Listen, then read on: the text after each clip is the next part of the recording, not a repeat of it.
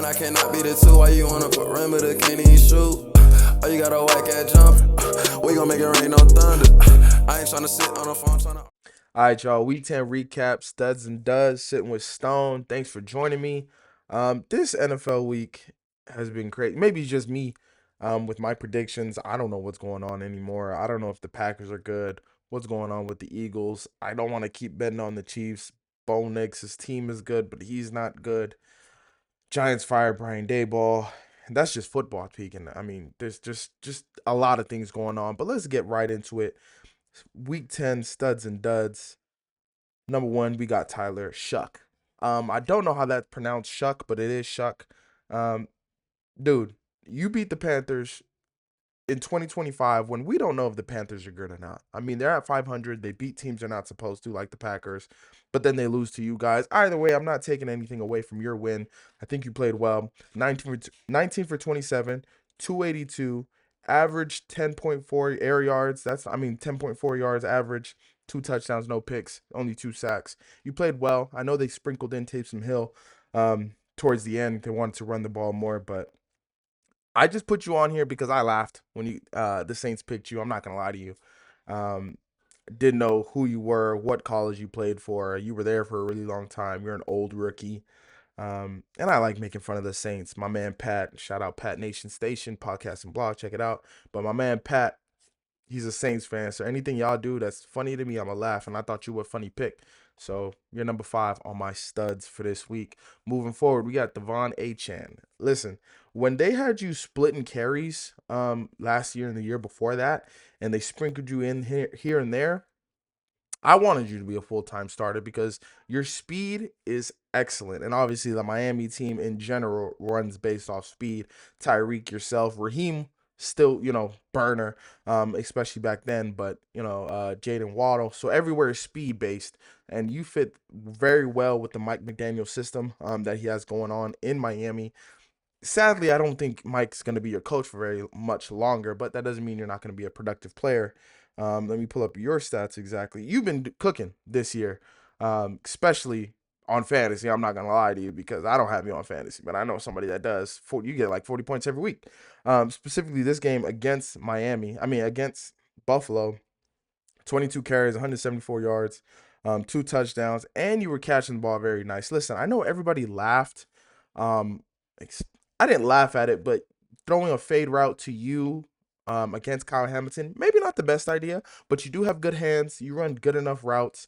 Maybe you can't go up and contest for the ball like, over a 6'4" safety, but you're a great player. You fit well in that system. You're a stud. Mac Jones. Listen, we're not only giving it out to winners, we give it out to losers as well because Mac Jones, it's not really your fault. I'm not gonna lie to you, it's not really your fault. Your team's injured, your defense is injured, you're missing players on offense still, and yet you would go 33 for 39. Let me see, I pulled it up exactly. 33 for 39, 319 yards, 3 touchdowns, and 1 pick. 88 QBR, passer rating was like 116. It looked good. The 1 pick, I believe it came on 4th down. Pressure was coming in your face, pause, and you just kind of like threw it out there. It wasn't like a I'm scared throw, but you were trying to get the ball away and not take the sack. I understand. Obviously, on the other side, Matthew Stafford did what he did, and he's not on this list because I expect him to do stuff like that. But Mac, I wanted to take some time and talk about you versus Brock Purdy. I don't think Mac Jones is as good as a player as Brock Purdy. But for the 49ers purposes, he doesn't really have to be as good as Brock Purdy. And it's kind of a shame that you're getting this production out of a Mac Jones getting paid, I don't know, $8 million or something, compared to Brock Purdy getting paid 260, 265. And I have a galaxy brain take on how you should trade players away just to keep a player that's hot. But Mac Jones was a first round pick. We're not talking like a backup. Respectfully, Tyler, I don't know what you're going to be, but we're not talking like a backup came in the system, has a nice few games. This has been 8 games, 5-3. He's played well for most of them. 5 or 6 of them he's played really well. Obviously, your winning record with Mac Jones. He was a first round pick. He was a first round pick that you, Kyle Shanahan, John Lynch, wanted. So to have him as a backup is pretty good, compared to the salary that you're paying him. But is it going to be decision time in San Francisco? It's just interesting. I don't know what you'll get for Brock Purdy. He seems to be, pretty injury prone, a smaller guy. And he's more athletic. Like I said, he's more athletic than Mac Jones. I think he is better than Mac Jones. But is he demonstrably better than Mac Jones? Can you get a first round pick off of a 7th round pick in Brock Purdy? Can you get more than that? First and a fourth? I don't know. I know a lot of teams need quarterbacks, and it seems like if you have just a smart player, someone that can play on time, he's played in big moments in college.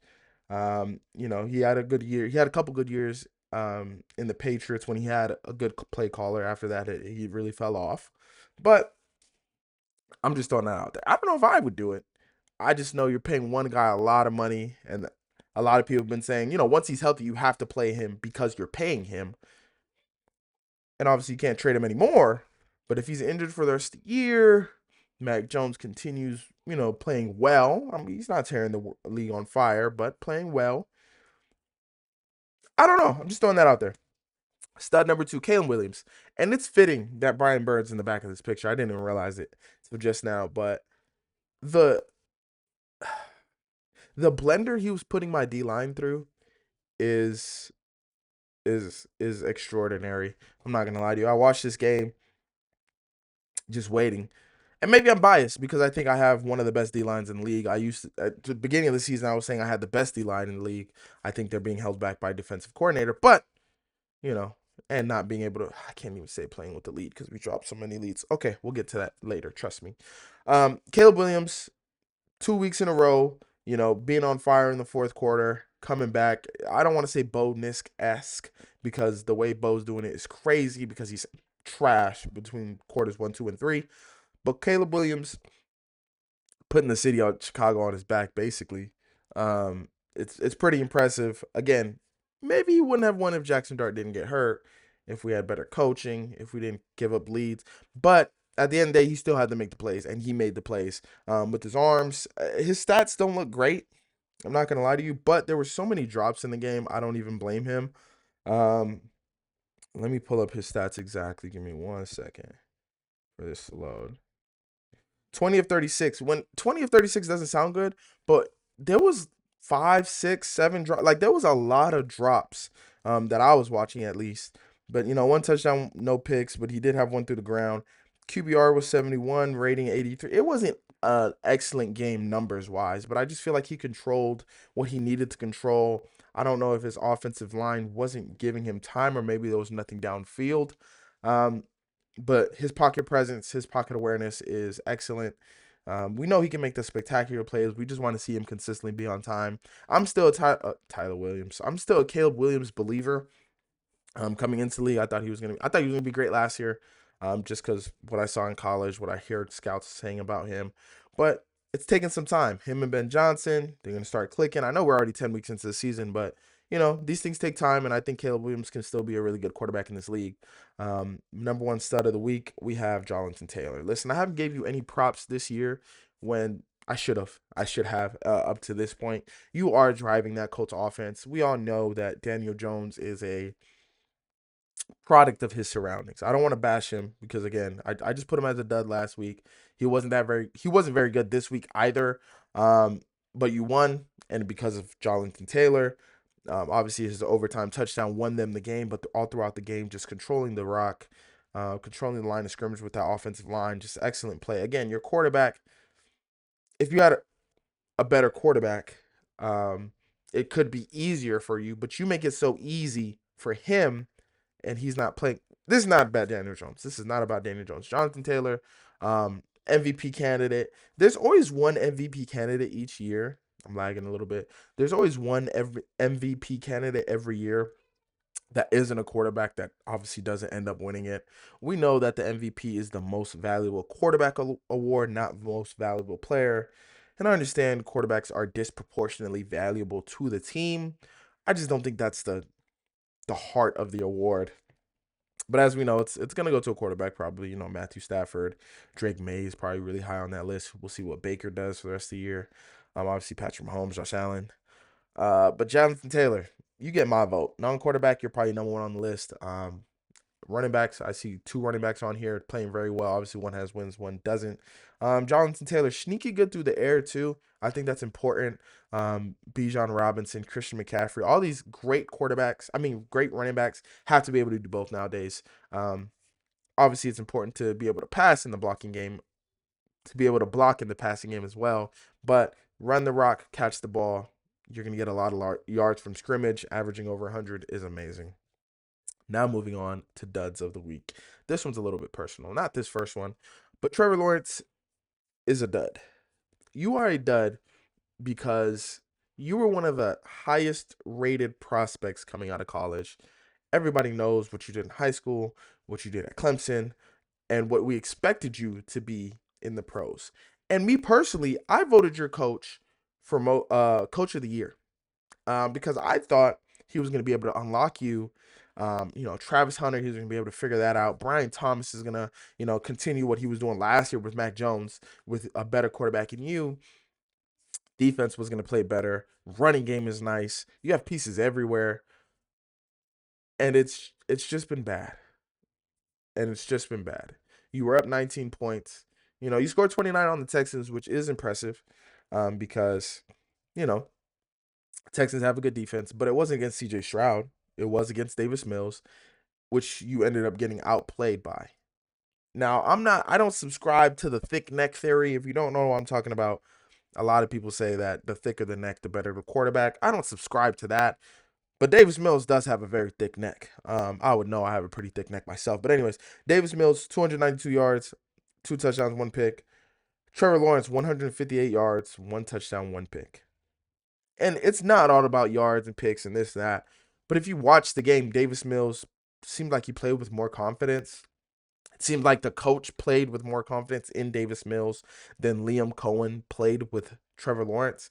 And it's Liam Cohen's first year. I do think Liam Cohen can be a good coach, but it's hard to say that, it's not. You can't only put it on the coach, only put it on the quarterback and not put it on the coach when it's somebody as talented or if we thought as talented as Trevor Lawrence. I'm not talking Zach Wilson, Sam Darnold, Geno Smith back in the day. I'm not talking, Mac Jones even. We're talking about someone who was I can't say universally, but highly regarded as the best prospect since Andrew Luck. You know what I'm saying? Before Caleb, it was Trevor. Trevor was supposed to be the golden boy, Peyton Manning 2.0, whatever. I know that's Justin Herbert's thing, but a lot of people said that this guy was going to be the guy. He had all the attributes. His legs are, he uses his legs. He has a great arm, blonde, flowy hair. He was supposed to be the build your quarterback. It looks like Trevor Lawrence. So you not being able to win with this guy consistently, and I know technically I think you're still in the playoffs right now, Liam. It's a bad look. And I know Trevor's on here because Trevor's the quarterback, but Liam, I want you to have a job next year. And I know Trevor isn't your guy technically, but number 1 overall pick, it's just hard to get off that guy. Anyways, number 4, these next two, these are the personal ones number 1's pretty personal. I know, I'm assuming you know who it is. Nick Sirianni and Matt LaFleur. They're both on this week's dud list, let's say, because that Monday night game was garbage. I didn't even record last night because I was so mad at the Packers specifically, but we'll get to that. Both these offenses combined for 17 points. And let me name you some of the players in this game. Obviously, Jalen Hurts, Super Bowl MVP winning Jalen Hurts, AJ Brown, Devontae Smith, Saquon Barkley, the Eagles O-line, Josh Jacobs, Jordan Love. Listen, I understand Tucker Kraft was out, Matt the Golden was out, Dobbs ended up being out. But I tweeted this during the game. The Packers have 5 wide receivers that would be the number 1 wide receiver on the Giants. I'm not lying to you. Who's our best receiver right now? Wan'Dale Robinson? Or if people want to say Darius Slayton, because obviously Malik's out. If you give me Wicks, if you gave me, I know Jalen Reed is out right now. If like Matthew Golden obviously would be on that list. They have Luke Musgrave is a good tight end. Theo Johnson drops a lot of balls. Luke Musgrave is a good tight end in the blocking game as well. But they have so many weapons. It seems like every time I turn on the Packers game, there's another wide receiver that's just B plus. Obviously, they're missing an A minus player. Maybe they could have got that from the Eagles. We'll get into that. But I mean, you have and Matt LaFleur. Here's the thing: there's a lot of Packers fans, and I didn't know this, that are talking about your job security. Matt LaFleur, I like Matt LaFleur. I thought he got the best out of Aaron Rodgers, in his last couple years, getting the MVP. He's helped Jordan Love be seen as the next guy. Brett Favre, Aaron Rodgers, Jordan Love. Matt LaFleur has helped Jordan Love become that guy after 3 years sitting on the bench. And now people are calling for your job. And now I don't know if it's just the expectations are different because your defense is playing so well, and now consistently your offense is losing games. When your defense is holding teams under like 16 points, and you've lost like 3-4 games like that. 3 games, I believe, because I think you're 5-3-1. It's a bad look, Matt LaFleur. And again, I believe in you.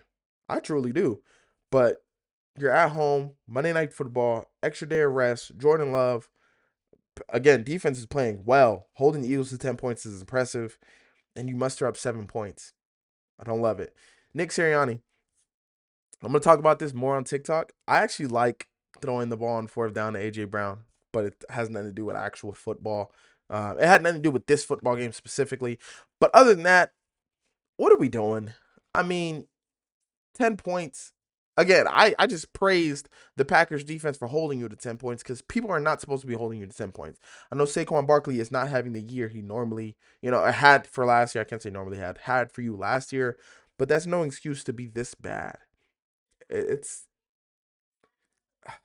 again, you won the game. I can't be too mad at you guys because you won the game, but this next one is personal and it stays on the Josh Jacobs. And I don't do this often. I'm going to show you guys a play from Josh Jacobs. Mind you, my starting running back on fantasy. That's why it's personal. I'm going to go ahead and show you guys this play. Okay, guys. Okay, it's recording. Listen. This to Josh Jacobs, right? You see Josh Jacobs in the middle. Press play real quick. Look. The linebacker is still looking at Jordan Love. He's still trying to figure out where's the ball going. Mind you, who knows what he's doing, man? He's still looking at Jordan Love, not knowing what are we doing. Josh Jacobs. Everybody knows you're gonna look this way. You're gonna look towards the sideline. Your first idea is going sideline, right? Everybody knows that. What are we doing?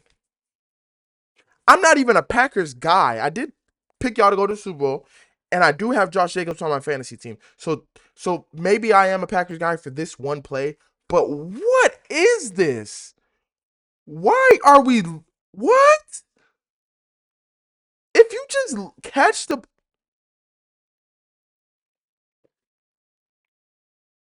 Come on, bro. This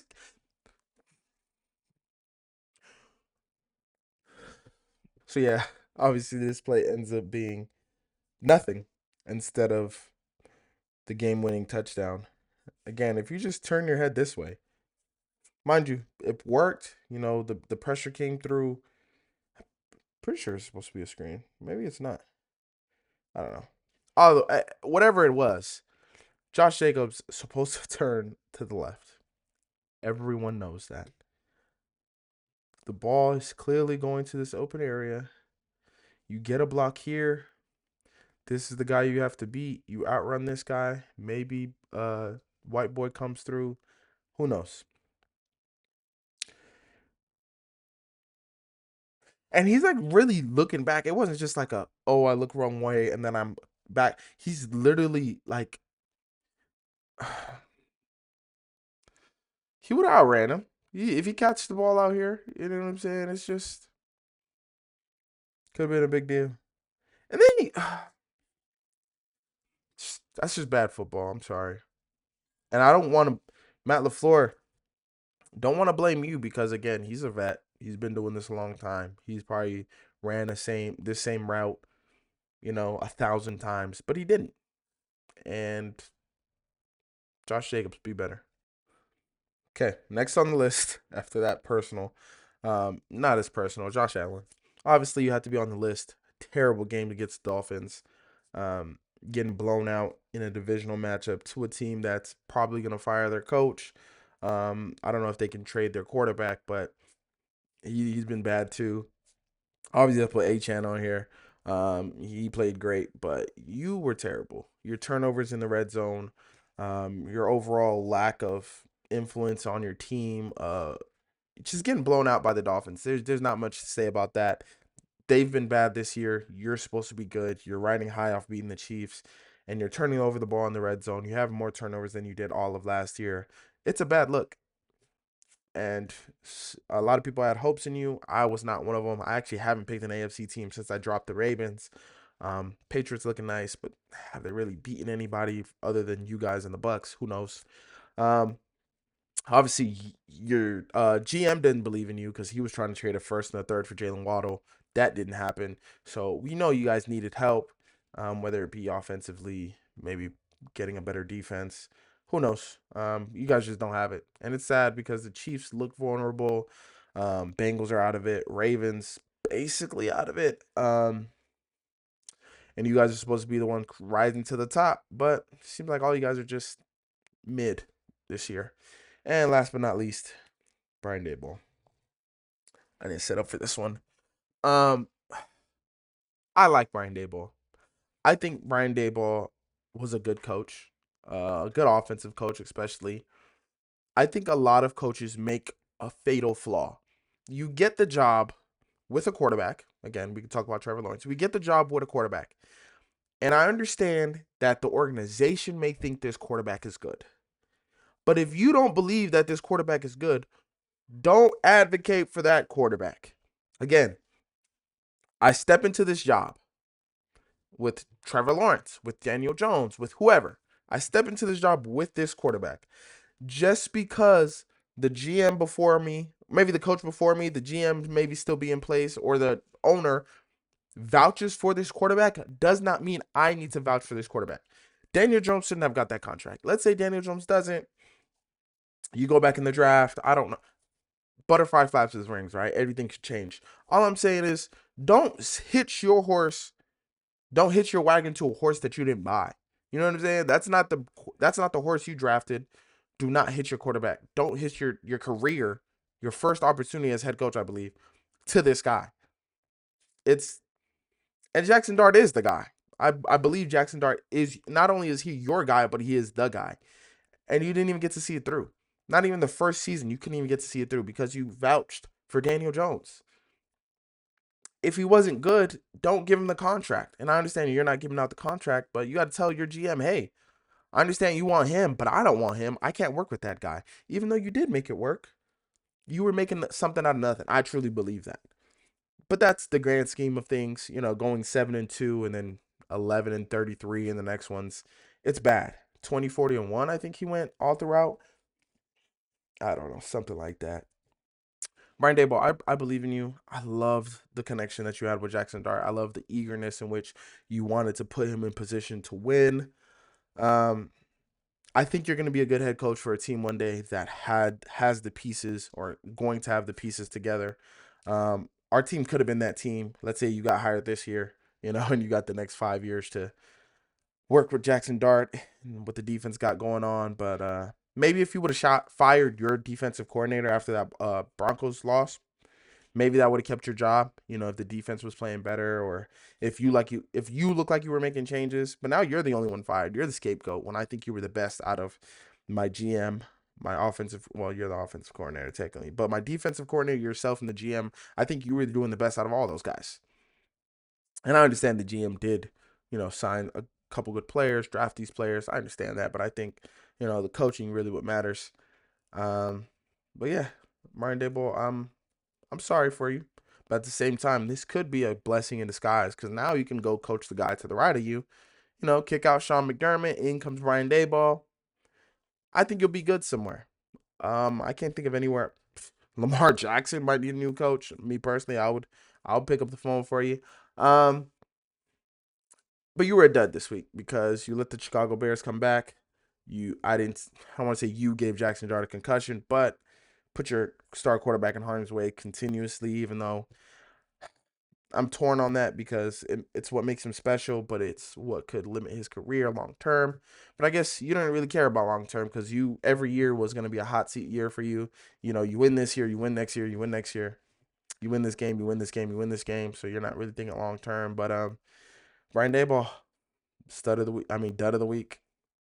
It is what it is. Anyway, week 10. That's all we have. So we got Brian Daboll, Josh Allen, Josh Jacobs. Packers offense in general. Eagles could have done better. Trevor Lawrence / Liam Cohen. I didn't get a picture of Liam, but that's what we got going on. Anyways, look out for Pat Nation Station podcast and blog today. We're getting on that. If you want to hear some of my NBA takes, I know we're in football season heavy right now, but we're gonna be talking about basketball on there too, probably sometime today. I'll share that link. Twitter, all that good stuff. TikTok, get with me. I'm gonna talk specifically about some stuff that happened last night in the Eagles game, about how I actually like the AJ Brown, throwing him on fourth down. We'll talk about that later. Till then, thanks for watching this video. I truly appreciate it. If you don't agree with any of my takes, we can argue about it. Get on the podcast, get in the comments, whatever you want to do. You can subscribe to my channel right here. In this other corner, you should get with my TikTok and my Twitter. And in this corner right here, you can watch any more reaction videos, vlogs, or watch any more takes. Till then, see y'all. God bless.